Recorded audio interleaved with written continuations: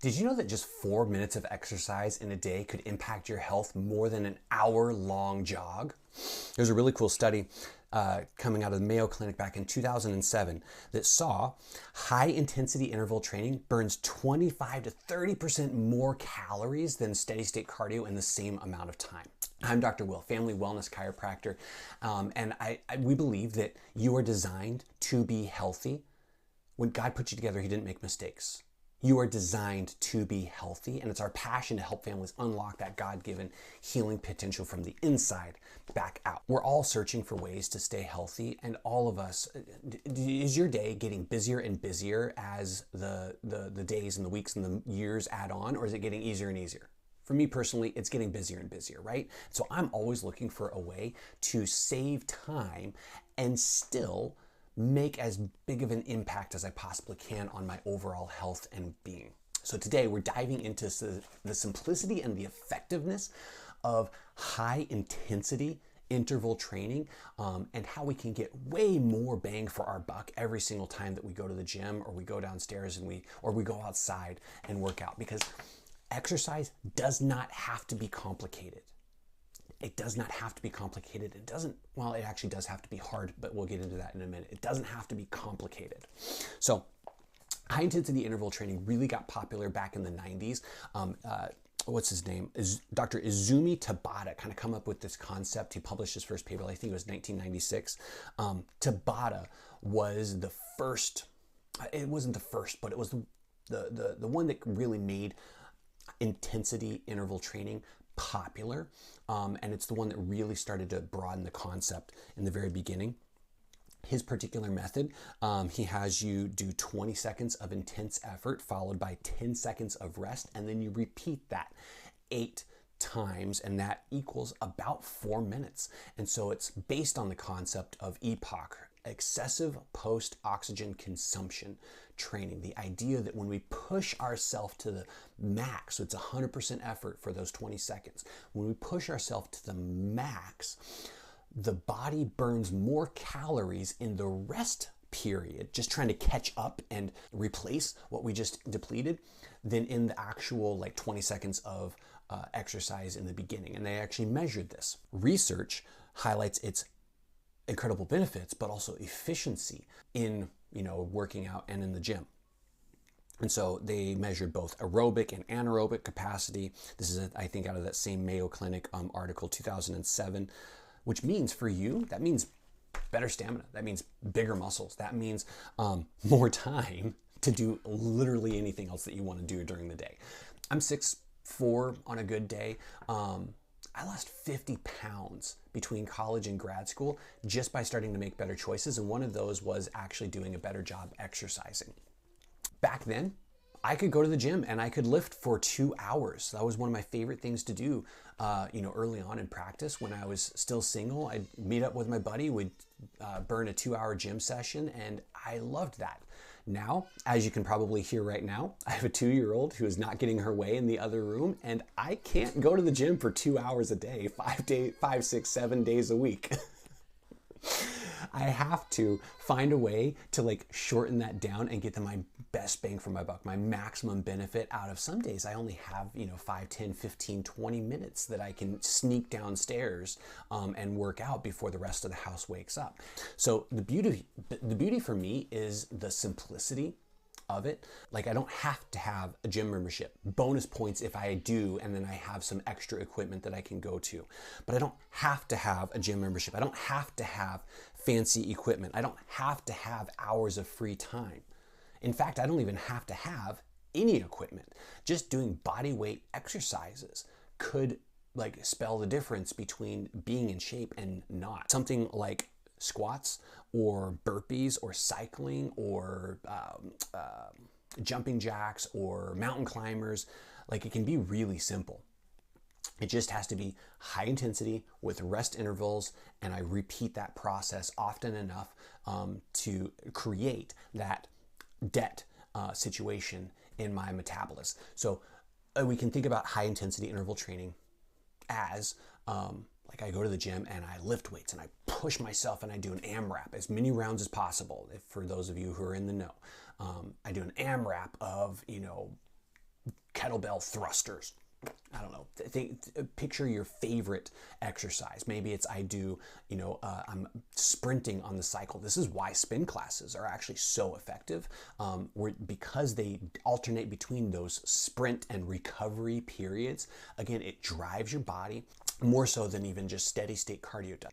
That's not to say that steady state exercise doesn't have a place, because it does. However, there's a reason that the push, rest style of exercise has become so popular. It's brutally effective and it's more efficient. One study even looked at how we can do this while just walking. So they actually took groups of people, and it was primarily in middle age to elderly population. So that meant it was simple, that meant it was safe, and it was also surprisingly effective. They broke it up into 3 different categories. There was a group that did nothing different, so they stayed sedentary. There was a group that did steady state cardio, so they walked at about a 50% capacity, and I think it was 8,000 steps a day. So they got out and walked for a couple of miles. For the average person, 8,000 steps is about 3 to 4 miles. So they got out and walked 3 to 4 miles 4 days a week. Those people improved. 50% capacity, for reference, is it's walking at a pace where I can still comfortably maintain a conversation. So if you and I go for a walk around the block and we're walking slow enough or casually enough that we can talk back and forth and we never get out of breath, that's about 50% of what your aerobic capacity is. The experimental group, they had do low intensity walking for 3 minutes at roughly 40% of their capacity. So easily inside of that conversational range. They did 3 minutes of low intensity walking. Then they had to kick it up to 70%. So this isn't sprinting, but it's walking fast enough that I can no longer carry on that conversation without running out of breath. And so it's a brisk walk. It's not speed walking, arms flailing, but it's a brisk walk to the point where I can't keep on an ongoing conversation without running out of breath.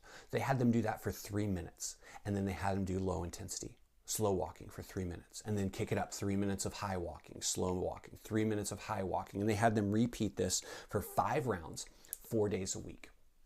What they found was that the group that did the interval walking, they saw 10 to 20% increases in muscle activity or muscle gain and muscle mass. They saw 10 to 20% increases in aerobic and anaerobic activity. The interval walking had better results and better changes than the rest of the groups. And so keeping it really simple, just get out and go for a walk. There's a cool study done, European Journal of Preventative Cardiology back in 2023, that they saw that 2,000 steps is where we start to receive benefits from walking throughout the day, which is about a mile for most people. That's maybe a 20-minute walk for most of us. Get 2,000 steps in. Every 1,000 steps is associated with a 15% decrease in risk in all-cause mortality. Once we get to the 7,000 step threshold, that's about 50% decrease in all-cause mortality. So significant benefits just by getting out and going for a walk on a daily basis. And there was another really cool study. The Journal of Psychiatric Research saw that an 8-week program of interval training decreased anxiety by almost 15% and improved workplace productivity by at least 7%. So it's not just healthy metabolism, it's really overall health and wellness. And so start simple. It just does not have to be complicated. One, warm up thoroughly. You want to make sure that you're warming up thoroughly, you have good shoes, and you're taking care of yourself, all of that, right? Begin with, if you're used to exercising, begin with one interval session in the week. Replace one of your workouts with a high intensity interval session once per week and see how it goes. If you aren't doing anything, just start with walking. One, start just going for a walk every day. Do that for a couple of weeks and then introduce, hey, I'm gonna do 1 lap around the block slow, 1 lap around the block fast, 1 lap slow, 1 lap fast. And so start to introduce that interval nature, that intensity change nature into your exercise. And you'd probably be surprised at the benefits. In our family, we have a local park. 1 lap is about a half a mile. And it's a square park because it's a city park, right? So we do one like straight away down, we do fast, and then we do slow, and then we do fast, and then slow, and then fast, and then slow. And so we go around and we do a couple of laps most days. Bonus points for dad out there, like throw kids on your back, and that's gonna, think of it almost like you're rucking now. So we're actually doing some resistance training now.